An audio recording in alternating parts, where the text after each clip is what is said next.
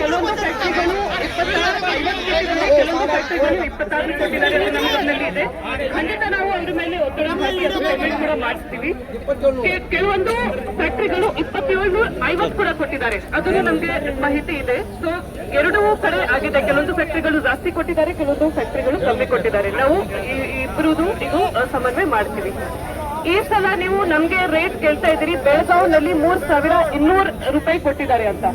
ದಯವಿಟ್ಟು ಅರ್ಥ ಮಾಡ್ಕೊಳ್ಳಿ, ಅಲ್ಲಿ ರಿಕವರಿ ರೇಟ್, ಶುಗರ್ ರಿಕವರಿ ರೇಟ್ನು ಜಾಸ್ತಿ ಇದೆ. ನಿಮ್ದು ಶುಗರ್ ರಿಕವರಿ ರೇಟ್ ಬಗ್ಗೆ ಕೂಡ ಪ್ರಾಬ್ಲಮ್ ಇದೆ.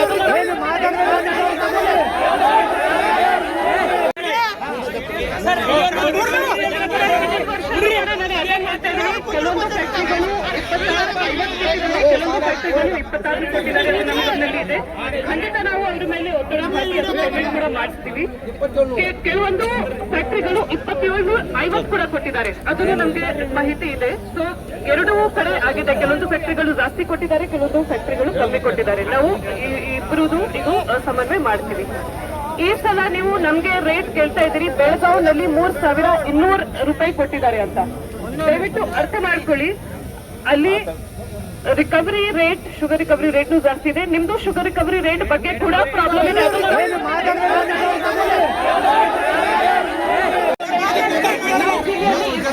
ಫ್ಯಾಕ್ಟರಿಗಳಿಗೆ ಸೇಮ್ ರೇಟ್ 2850 ತನಕ ಇದು ಡಿವೈಡ್ ಆಗುತ್ತೆ.